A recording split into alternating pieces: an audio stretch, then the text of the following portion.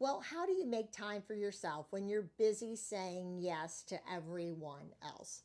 Hi, I'm Laura Hill, and welcome to my channel. This is a place for women to discuss all the things we deal in and day out.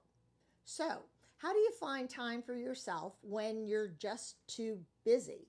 I hear that from women all the time. And I'll be honest with you, there is no trick. There's no book that I can recommend that is going to change your life. It is something that has to come from within. We talk about boundaries all the time. We talk about saying no. But that's all up to you. What you need to do is empower yourself to say no to the things you can say no to. And eventually, over time, you'll start to feel more comfortable with saying no.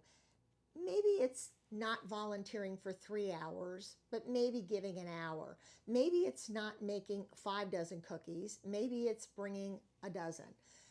Look at your own life and see where you can make cuts. When you're sitting in a meeting and they ask for volunteers, it's okay to keep your hands in your lap.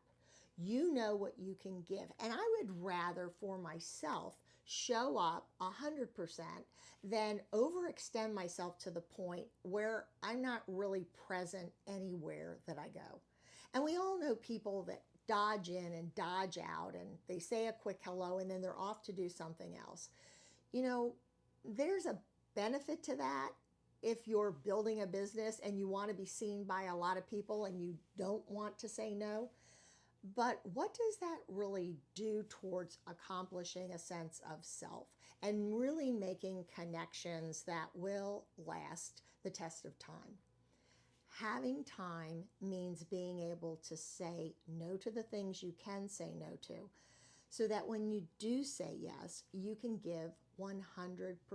And I guarantee you, when you're giving 100%, when you're somewhere that you want to be, you're going to be open to meeting new people and making new connections. And quite frankly, walking away from whatever the event is, feeling good about yourself.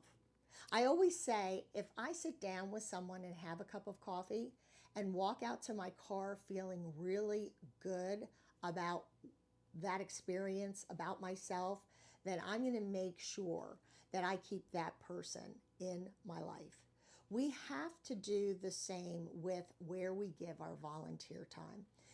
There are things you have to say yes to, but there are things that you know you could have said no, but you made the decision to raise your hand.